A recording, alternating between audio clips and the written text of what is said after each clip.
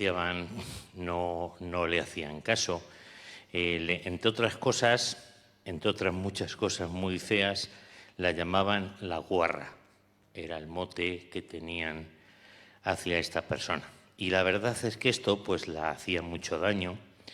Entonces, en segundo de secundaria apareció una amiga a la que ella pues denominó su ángel particular. Dice que desde un principio buscó la amistad con ella, no se separó de ella, la ayudaba con las tareas escolares, con los estudios, procuraba que nunca estuviese sola. Y la verdad que no se separó de ella y le estuvo ayudando hasta que finalizó el bachillerato. Entonces, pues me contaba que esta chica cayó gravemente enferma y falleció. No la joven de la que se estoy hablando, sino la que le ayudó, ¿no?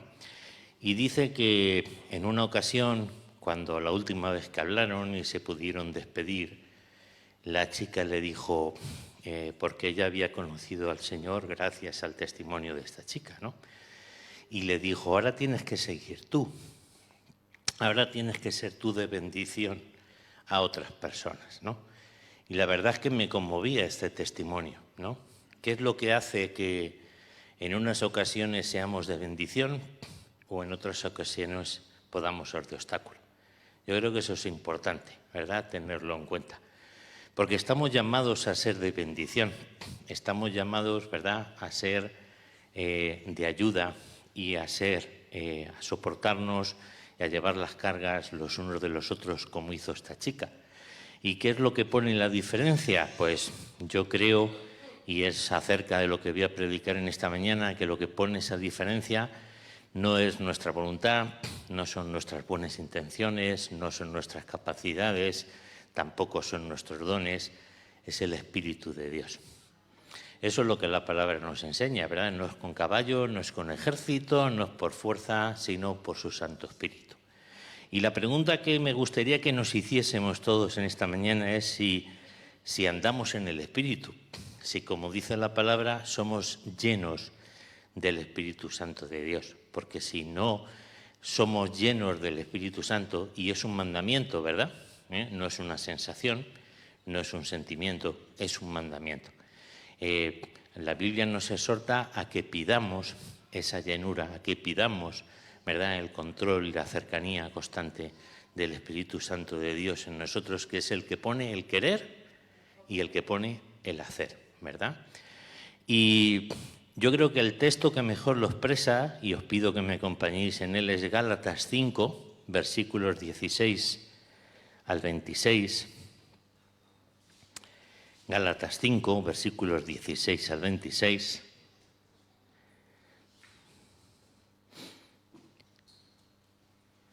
Que dice así: digo pues, andad en el Espíritu y no satisfagáis los deseos de la carne. Porque el deseo de la carne es contra el Espíritu y el del Espíritu es contra la carne, y estos se oponen entre sí, para que no hagáis lo que quisierais. Pero si sois guiados por el Espíritu, no estáis bajo la ley.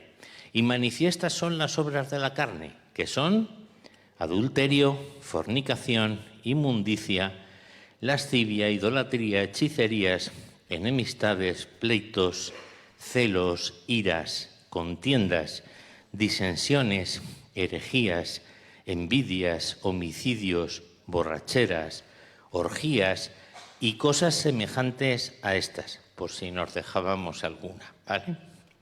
Acerca de las cuales os amonesto, como ya os lo he dicho antes, que los que practican tales cosas no heredarán el reino de Dios. Mas el fruto del Espíritu es amor, gozo, paz, paciencia, benignidad, bondad, fe, mansedumbre, templanza.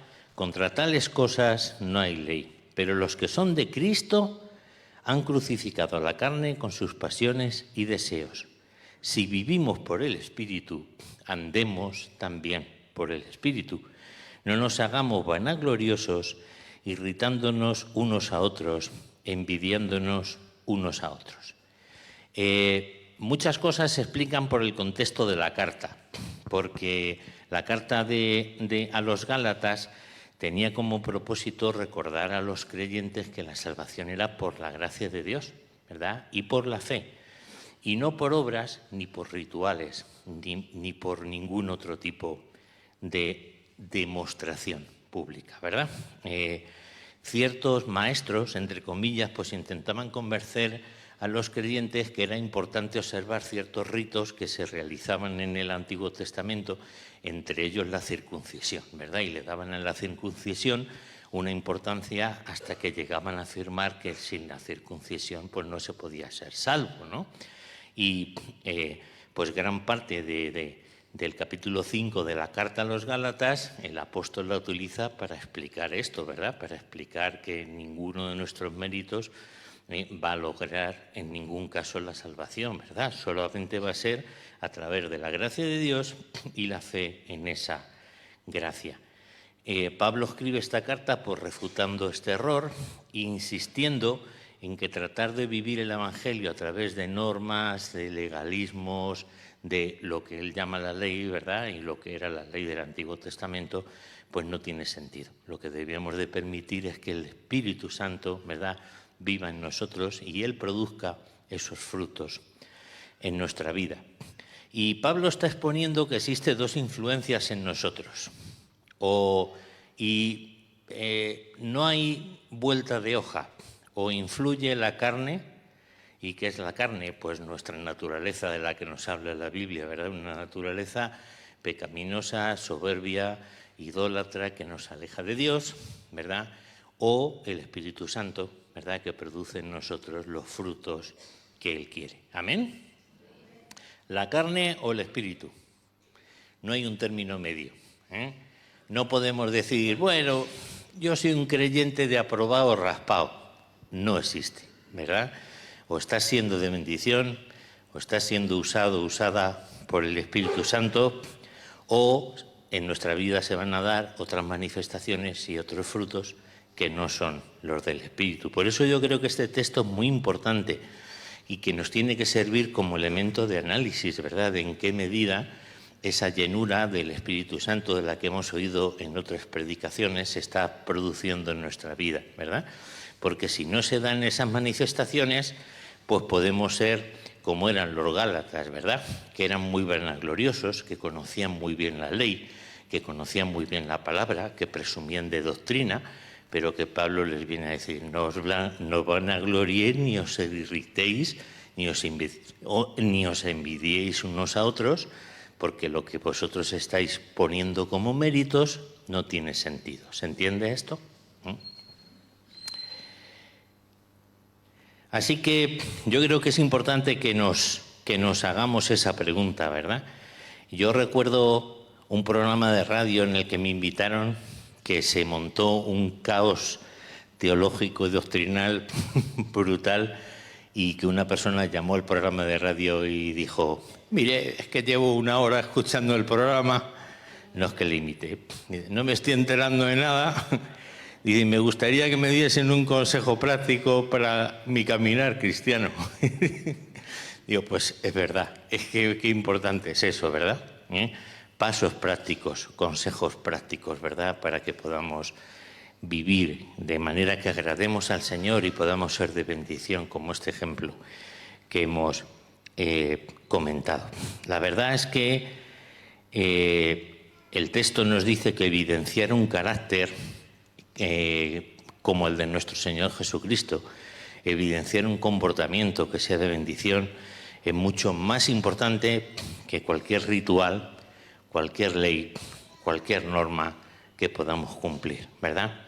A veces los creyentes adoptamos una manera de comportarnos cristiana, una manera de hablar cristiana, unos términos cristianos. Nos entendemos bien, más o menos, entre nosotros, ¿verdad?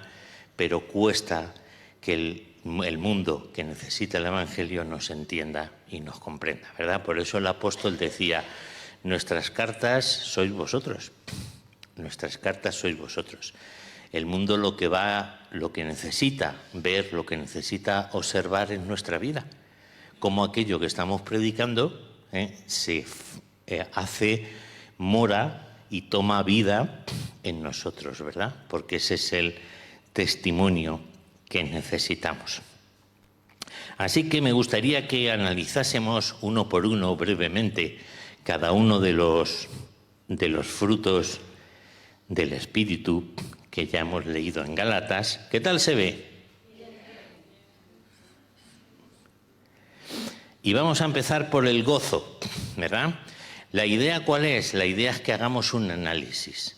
No es un estudio doctrinal profundo, sino que nos ayude a hacer un análisis de en qué medida estamos experimentando estos frutos del Espíritu, ¿verdad? Y que le pidamos al Señor que nos identifiquemos, porque como son textos tan manejados, ¿verdad? Los vemos y decimos, vale, esto ya lo tengo controlado, vale, lo tenemos controlado a nivel teórico. Vamos a ver si es verdad, ¿no?, que lo estamos viviendo y lo estamos experimentando. ¿Experimentamos gozo? Porque el gozo no es, lo contrario del gozo no es la tristeza. Lo contrario del gozo es el pesimismo. No sé si habíamos reparado en esto, ¿verdad? Cuando la Biblia nos dice estar siempre gozosos, lo que nos está pidiendo es que tengamos siempre una expectativa positiva. Es lo contrario de la queja. ¿Se entiende esto? El gozo es lo contrario de la queja. Dios se quejaba, valga la expresión, de que el pueblo de Israel no hacía otra cosa que quejarse, ¿verdad? Y entonces cuando se estaban quejando constantemente, lo que hacían era perder el gozo, ¿verdad? El gozo es esa expectativa, esa confianza de que el Señor va a obrar a pesar de las circunstancias adversas. ¿Amén? Vale, necesito que me vayáis apoyando con vuestro feedback, ¿vale? Y tiene un gran componente de gratitud, ¿verdad? Entonces hay situaciones que nos impiden estar alegres porque son duras, porque son difíciles, pero eso no quiere decir que no estemos experimentando gozo. ¿Estamos de acuerdo? Entonces podemos experimentar gozo desde el punto de vista de que estamos agradecidos y confiados en la acción del Señor, ¿verdad? Y tenemos esa seguridad de que el Señor va a obrar sean cuales sean las circunstancias. Yo esto me lo tengo que aplicar mucho porque me enfado con mucha facilidad, ¿verdad? Y cuando eso sucede tengo que orar diciendo, Señor, vuélveme el gozo de tu salvación, ayúdame a actuar, a obrar, no a responder con gozo en este sentido. Salmo 51:12 utiliza esta misma expresión, ¿verdad? Vuélveme el gozo de tu salvación y espíritu noble me sustente, es decir, dame el ánimo, la confianza, la gratitud necesaria, ¿verdad?, para que mi espíritu se sustente. O cuando dice en 1 Tesalonicenses 5:16, estad siempre gozosos, orad sin cesar. Eso no quiere decir que siempre estemos alegres, sonrientes, como unas castañuelas, pero sí agradecidos al Señor y confiados en que el Señor obra. ¿Amén? Pues fijaos que aunque hay un montonazo de frutos, pero los vamos a ver con esta rapidez, ¿vale? Así que no temáis que tengo controlado el tiempo. Paz. ¿A qué se refiere la paz? Pues la paz se refiere a la tranquilidad del alma. Algunos diccionarios lo traducen como la ausencia de remordimiento. La tranquilidad de estar haciendo lo correcto, o por lo menos de buscar hacer lo correcto. Es lo opuesto al miedo y es lo opuesto al remordimiento. Por eso en Juan 14:27 dice, la paz os dejo, mi paz os doy. Yo no os la doy como el mundo la da. No se turbe vuestro corazón ni tenga miedo. Así que esa turbación, esa ansiedad o ese temor es lo contrario de la paz, ¿verdad? ¿Y la paz de dónde viene? Pues viene sobre todo también de la confianza hacia el Señor. Amén. Cuando nosotros confiamos en el Señor, cuando nosotros perseveramos, como dice este texto, tú guardarás en completa paz aquel cuyo pensamiento en ti persevera, ¿verdad? Si nuestro pensamiento persevera en el Señor, si nuestro pensamiento le busca, Si tenemos necesidad de su palabra, si tenemos necesidad de oración, el Señor pone paz en nuestros corazones. ¿Lo creemos? ¿No? Lo creemos porque ahí el Señor nos estará diciendo, pues muy bien, siervo, sierva fiel, fenomenal. Por lo menos que fallamos, claro que fallamos. El más justo 70 veces al día, ¿no? Eran unas pocas menos, pero lo he exagerado. Pero el Señor no hace hincapié en nuestros fallos, el Señor en qué hace hincapié, en nuestro corazón, en nuestra actitud, en la manera en que le buscamos, que le necesitamos y dependemos de él. Amén. Paciencia. No os lo digo a vosotros, es el fruto que toca. La paciencia es, pues, la perseverancia, la constancia y la resistencia ante las pruebas, ¿no? Han intentado sustituir la palabra por una muy rara que es resiliencia, pero viene a ser lo mismo, ¿verdad? Y la palabra ya nos hablaba de la paciencia. La paciencia es, aunque las cosas sean difíciles, aunque las cosas sean complicadas, aunque las cosas parezca que no me salen bien, como a los discípulos en la tormenta, el Señor no duerme, el Señor no duerme. Él conoce nuestras necesidades y por eso puedo ser constante y por eso puedo ser resistente y por eso puedo evitar reaccionar con ira o con desaliento. ¿Qué es lo contrario de la paciencia? Pues la impaciencia, ¿verdad? La impaciencia y la frustración. ¿No habéis vivido nunca, a ver si voy a ser el único, en un estado en el que dicen, no, es que esto tiene que terminar ya, o esto se tiene que cumplir ya, el Señor tiene que contestar ya, le decimos al Señor, ¿cómo tiene que contestar y cuándo? Que me imagino al Señor diciendo, vale, José, no es por ti, no sé yo cómo gobernar este universo, ¿verdad?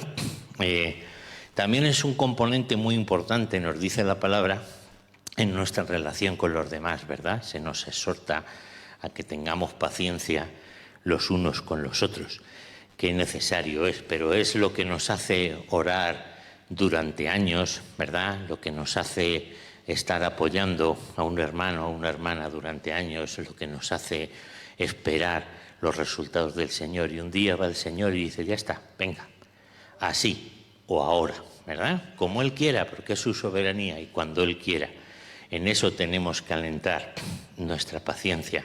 La verdad es que hay un texto precioso que está en 2 de Timoteo 2, del 1 al 13, donde se compara al obrero cristiano, se compara al servidor de Dios con un atleta, con un soldado y con un labrador. Y en los tres ejemplos es imprescindible la paciencia, ¿verdad?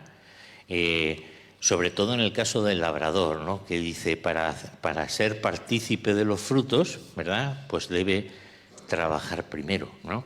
¿Cuántos ejemplos nos pone la palabra acerca de la labranza? ¿Cuántos de aquí sois de campo, habéis trabajado la tierra, habéis estado... todavía queda gente. Todavía queda gente. Y qué duro era, ¿verdad? Trabajar la tierra sin saber si iba a llover, si no iba a llover, qué tiempo iba a hacer, qué frutos iba a dar. Esa es la paciencia. La paciencia no es solamente la espera, es también la confianza. ¿Veis? Volvemos al tema de la confianza. El apóstol Pablo le pone a Timoteo 3 ejemplos, ¿no? El labrador que tiene que esperar los frutos, el atleta que tiene que entrenar y entrenar y entrenar y entrenar, ¿verdad? Para conseguir su premio legítimo, ¿verdad? Y el soldado que renuncia a todo por servir a aquel, ¿verdad?, a quien le ha prometido su servicio. En ese mismo texto le dice Pablo a Timoteo, sufre penalidades como buen soldado de Jesucristo. Eso es paciencia. Vienen dificultades, vienen penalidades, pero no nos rendimos, continuamos, ¿verdad?, hasta que el Señor responde, hasta que el Señor produce los cambios que Él quiera. Qué importante es esto, porque cuántas iglesias se han rendido, cuántos hermanos se han rendido, cuántas familias se han rendido, cuántos matrimonios se han rendido, porque no han esperado quizá lo suficiente al Señor, o no han esperado lo suficiente en el Señor. Es un mensaje, no nos rindamos. el Espíritu Santo produce en nosotros ese fruto de no rendirnos y continuar adelante, ¿verdad? Amén. Benignidad, pues los diccionarios lo traducen como ternura, compasión, dulzura. Lourdes, sé que me estás mirando. Y implica no ofender, ¿verdad?, ni causar un dolor. Está muy emparejado con la bondad, pero ¿por qué los menciona por separado? Yo creo que los menciona por separado por una razón, ¿verdad? Porque la benignidad es una actitud, mientras que la bondad son hechos, actos concretos. No sé si estáis de acuerdo. La benignidad es esa actitud que hace referencia a un sentimiento hacia los demás, de ternura y de compasión, que busca, pues precisamente, acoger. La benignidad es necesaria para aconsejar, es necesaria en la hospitalidad, es necesaria en la amonestación, es necesaria en la restauración, ¿verdad? La palabra nos enseña que cuando amonestemos al hermano no lo hagamos con el fin de hacerle daño, sino que lo hagamos con el fin de restaurarle, ¿verdad? Y añade más, no vaya a ser que tú también seas tentado en esto, ¿verdad? No lo podemos hacer desde una postura de superioridad. Y la bondad va más dirigida al comportamiento, a nuestras obras. La palabra habla de obras de bondad, ¿verdad? ¿Qué significa? Significa realizar lo correcto, lo que es beneficioso para todos los demás. En Efesios 4, 31, 32 dice: quítense de vosotros toda amargura, enojo, ira, gritería y maledicencia y toda malicia, toda mala intención. Antes, sed benignos unos con otros, misericordiosos, perdonándoos unos a otros, como Dios también os perdonó a vosotros en Cristo. Yo creo que este texto es el que mejor refleja esa benignidad y esa bondad. Vivimos en un mundo que pone etiquetas, y las etiquetas son muy duras, ¿verdad? Hace poco veía un grupo de jóvenes hacer un sketch en ese sentido. Una persona salía llena de post-it, ¿no? Y esos post-it ponían etiquetas que otras personas le habían puesto, ¿verdad? Y lo peor es que se las había llegado a creer. Me acuerdo de una niña que teníamos en tiempo de amistad, que la proponíamos hacer. En tiempo de amistad era un ministerio que desarrollábamos entre niños y que era dirigido sobre todo a niños que estaban en situación de riesgo de exclusión. Y en tiempo de amistad una niña nos dijo: no, yo no voy a hacer esto. ¿Por qué? Porque soy muy torpe. Yo no sé moverme bien, no sé bailar, no sé, y me da vergüenza. Bueno, nosotros lo respetábamos, no forzábamos nada, pero recuerdo que una vez tuvimos una conversación con ella en oración diciendo: mira, no nos podemos creer lo que los demás dicen de nosotros, siempre lo tenemos que poner a prueba. A mí una de las cosas que me gusta del Señor es eso, que siempre nos pone a prueba, ¿no? Que le decimos: jo, Señor, no me envíes a mí, todo lo contrario, ¿verdad?, de lo que dice la palabra. No me envíes a mí, que a mí esto no se me da bien, ¿no? Y dice el Señor: vamos, vamos, vamos. Y el Señor nos utiliza como instrumento, porque el que pone el querer y el que pone el hacer es Él, ¿cierto? Entonces, esta misma niña de la que os hablo, hace poco ha ganado un campeonato de España de gimnasia rítmica. A mí me dijo una profesora: tú jamás tocarás un instrumento porque no tienes oído. Y eso es porque no aprendí inglés. La verdad es que odiaba el inglés. Hasta que una líder de jóvenes, con la que más tarde me casé, me dijo: inténtalo, ¿qué te cuesta intentar tocar la guitarra, ¿no? Y fue como empecé, ¿no? No aceptemos las etiquetas, y menos aquellas que vienen del mundo, ¿verdad?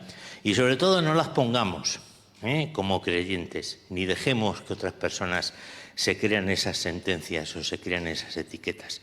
Nos dice la palabra de Dios que el Señor, cuando nos encontremos con Él en el final de los tiempos, tiene una piedrecita en la mano donde está nuestro nombre, nuestro verdadero nombre, ¿verdad? Estoy convencido de que ese nombre no incluye ninguna de las etiquetas que nos han puesto a lo largo de nuestra vida en el mundo. Amén.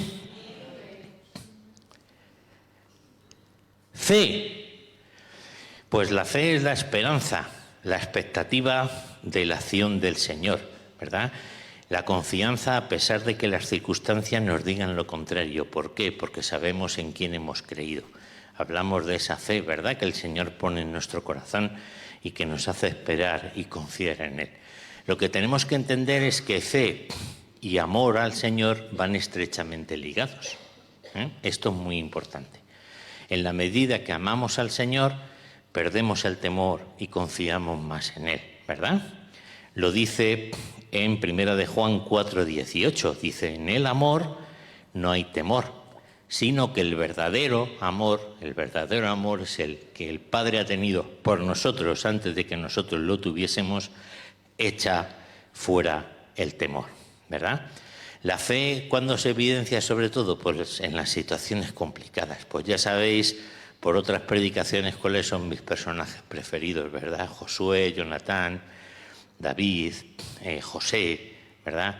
Como en momentos difíciles donde otros se echan atrás, ellos dicen, no Señor, no es posible, el Señor no puede permitir esto, el Señor no es así.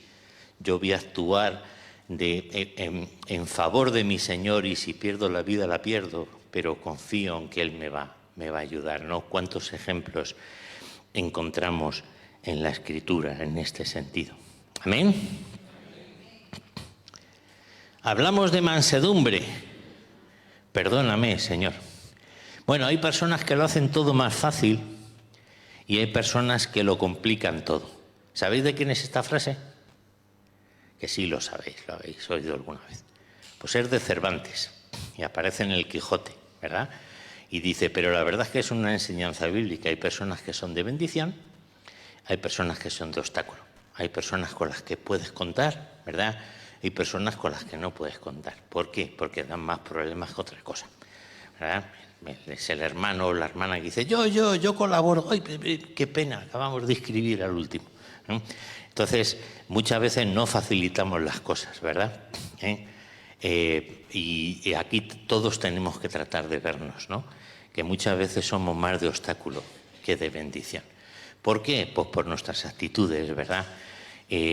Si tenemos una actitud de rencor, de envidia, de vanagloria, con una actitud escasa de colaboración, estamos teniendo lo contrario a lo que la Iglesia, a lo que la palabra de Dios nos enseña como mansedumbre. Mansedumbre no es cobardía o sumisión. Me acuerdo de una predicación de nuestro hermano Sebastián al respecto, ¿verdad? Quiere decir más bien que es una actitud de obediencia, de disposición, de responder con prontitud, de no poner trabas y no poner dificultades, de ser colaborador, ¿verdad? Y en este momento todo el mundo está pensando en otra persona. ¿A que sí? Está pensando en otra persona y dice, a ver si se lo aplica.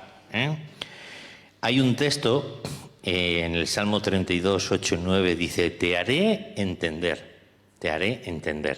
y te enseñaré el camino en que debes andar. Sobre ti fijaré mis ojos. No seáis como el caballo o como el mulo sin entendimiento, que han de ser sujetados con cabestro y con freno, porque si no, no se acercan a ti. Ahora estamos pensando todavía en más personas, ¿no? Perdonadme la broma. Lo cierto es que el Señor nos enseñaba en Mateo 1:29, nos decía, llevad mi yugo sobre vosotros y aprended de mí, que soy manso y humilde de corazón, y hallaréis descanso, paz para vuestras almas, ¿verdad? Qué importante es que reproduzcamos en nuestro carácter esa misma mansedumbre, esa actitud de nuestro Señor Jesucristo, ¿verdad? Que fue obediente y fue obediente hasta la muerte. Mansedumbre y obediencia pues tienen mucho que ver. Amén. Hablamos de la templanza. La templanza es el dominio propio, ¿verdad? Se habla de templanza cuando se resiste la tentación, ¿verdad? También nos da una idea de constancia, de permanencia del comportamiento. No somos unas veces así y otras veces asá. hay una constancia en nuestro comportamiento. La templanza, como buen soldado, la utiliza Pablo porque era una virtud de las espadas, ¿verdad? Una espada servía para lo que debía de servir si estaba bien templada. Si no estaba bien templada, era muy blanda y se iba a hacer una L, con lo cual difícilmente ibas a combatir con eso. Y si estaba templada en exceso, era demasiado frágil y se rompía, ¿verdad? La templanza era la dureza correcta, ¿verdad? Qué importante es que nosotros tengamos esa permanencia en el comportamiento, esa templanza, ¿verdad? Y para terminar, el amor, ¿verdad? El amor yo creo que resume todos el resto de los frutos, ¿verdad? Incluye todos los demás. Cuando amamos a Dios y cuando amamos a los demás, todos estos, y los amamos de verdad, ese fingimiento, todos estos frutos se producen. Corintios 13 nos dice que podemos tener toda la ciencia, todo el conocimiento, toda la fe, todos los dones, que si no tenemos amor, somos como un címbalo que resuena. ¿Sabéis lo que es un címbalo que resuena? Eso dorado. Entonces, una cosa que hace ruido, pero que no tiene, ¿verdad?, ningún fondo, que no tiene ninguna influencia sobre los demás. Cuando amamos a Dios y a los demás, experimentamos esos frutos porque el Espíritu Santo está obrando y está actuando en nosotros. En Mateo 22, 37, 40, y son textos que siempre tenemos que recordar, dice: Jesús le dijo: amarás al Señor tu Dios con todo tu corazón y con toda tu alma y con toda tu mente. Este es el primer y más grande mandamiento. Y el segundo, semejante: amarás a tu prójimo como a ti mismo. De estos dos mandamientos depende toda la ley y todos los profetas. Palabras de Jesús, ¿verdad? Si no tenemos amor, todo lo demás es un esfuerzo nuestro. Pero no se trata de que sea un esfuerzo nuestro. Se trata de que no nos hagamos resistentes, sordos, que no contristemos al Espíritu Santo de Dios, que le dejemos actuar. Y por eso tenemos que tener esa disposición. ¿Y de qué depende esa disposición? Pues estoy seguro que podríais aportarme muchas cosas, ¿no? Pero de buscar al Señor en oración, de buscarle en su palabra, en la comunión unos con otros, ¿verdad? Poniéndonos a prueba en situaciones en las que, pues en nuestras fuerzas no lograríamos nada, pero el Señor nos puede utilizar como instrumentos para lograr ese tipo de situaciones. Amén. En Colosenses 1, del 9 al 10, lo he metido con calzador ahí, Dice, os lo voy a leer: por lo cual también nosotros, desde el día que lo oímos, no cesamos de orar por vosotros, se refiere a los colosenses, ¿verdad? Y de pedir que seáis llenos del conocimiento de su voluntad en toda sabiduría e inteligencia espiritual, para que andéis como es digno del Señor, agradándole en todo, llevando fruto en toda buena obra y creciendo en el conocimiento de Dios, fortalecidos con todo poder, conforme a la potencia de su gloria, para toda paciencia y longanimidad o resistencia, con gozo, dando gracias al Padre que nos hizo aptos para participar de la herencia de los santos en luz, el cual nos ha librado de la potestad de las tinieblas y trasladado al reino de su amado Hijo, aleluya, en quien tenemos redención por su sangre, el perdón de pecados. Amén. Precioso texto, ¿verdad? En la medida en que nuestro carácter se vea influido por el Espíritu Santo, ¿verdad? Va a tener el Señor influencia en todas las áreas de nuestra vida. ¿Creemos esto? En nuestro trabajo, en nuestra familia, en la iglesia, en los ministerios. Qué importante es que seamos personas llenas del Espíritu Santo y manifestemos los frutos del Espíritu Santo, ¿verdad? Y eso implica un análisis diario delante del Señor. Señor, ¿en qué medida estoy siendo lleno ¿verdad?, de tu Santo Espíritu. Porque tu Santo Espíritu está en mí conforme a tu promesa, pero también la palabra nos advierte que podemos apagarlo, que podemos contristarlo, que podemos limitar su influencia en nuestra vida, que podemos ser desobedientes y que podemos ser resistentes a Él. Hacen falta en el mundo, en la Iglesia, en las familias, hacen falta personas llenas del Espíritu Santo que manifiesten los frutos del Espíritu, porque son las que utiliza el Señor para que su Iglesia prospere, para apacentar su rebaño, que es un mandato, ¿verdad?, para poder ser de bendición y para poder llevar su palabra. Amén. Voy a pedir que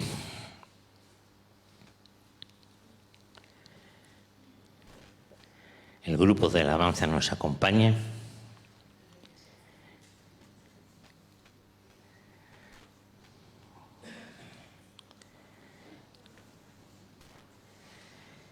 Quiero dejaros antes de orar y de cantar, ¿verdad?, una frase que es de David Warren. Me encanta esta frase. Dice así: una persona llena del Espíritu Santo es una persona con el carácter transformado, que evidencia frutos en su vida. Una persona que busca la santidad, que preserva la unidad y la paz y que usa sus dones con el único fin de ser de bendición. Preciosa frase.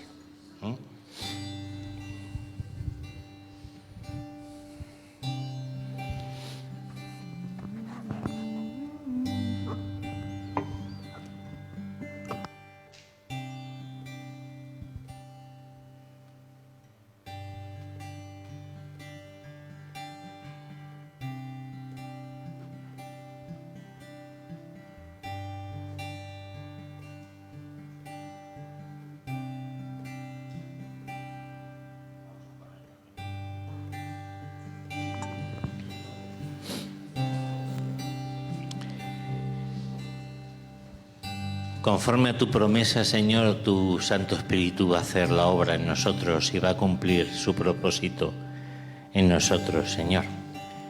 Pero nosotros queremos tener delante de ti las actitudes y las conductas adecuadas. Eres tú quien hace la obra, Señor, pero no nos dejas fuera, cuentas con nosotros. Tú en tu soberanía, Señor, has decidido que nuestras decisiones, elecciones, nuestra perseverancia, nuestra constancia sean importantes.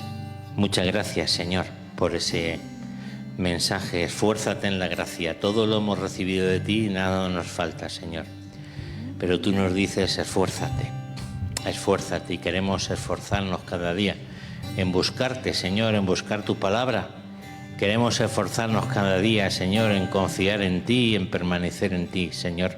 Conforme a tu promesa, si tus palabras permanecen en nosotros, si nosotros permanecemos en ti, sabemos que vamos a llevar fruto, Señor, y queremos llevar el fruto de tu Espíritu. Gracias por esa gracia inmerecida, gracias por esa misericordia, Señor, que tuvo un alto costo, Señor, y te pedimos que reaccionemos como es digno de esa vocación con la que hemos sido llamados, que reaccionemos con gratitud, con perseverancia, con búsqueda de ti, con alabanza, dispuestos a ser utilizados, Señor, en tus propósitos y para tu obra, Señor.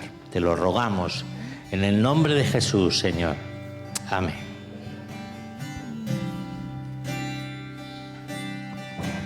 Yo quiero habitar al abrigo de ti,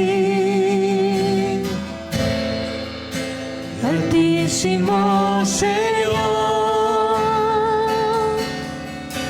y quiero morar a la sombra de ti,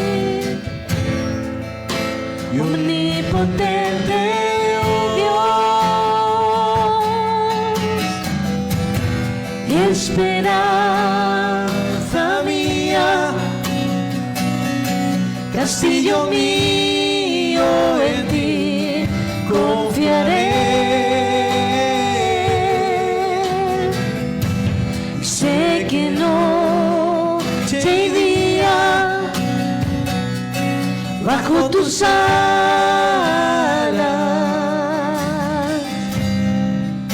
seguro estaré. Quiero habitar al abrigo de ti, Altísimo Señor, y quiero morar a la sombra de ti, omnipotente Dios, esperanza mía, castillo mío, en ti confiaré. Sé que noche y día bajo tus alas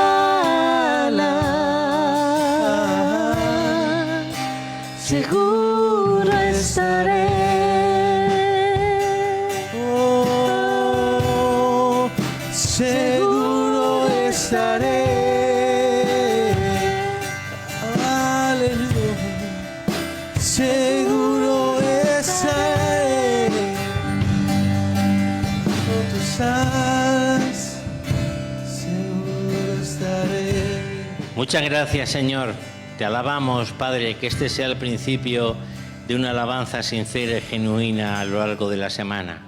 Ayúdenos a buscarte, Señor, a analizar siempre, Señor, a hacernos esta pregunta: ¿qué frutos hay en mi vida, Señor? Porque dice tu palabra que seremos conocidos por los frutos que manifestamos y que evidenciamos, Señor.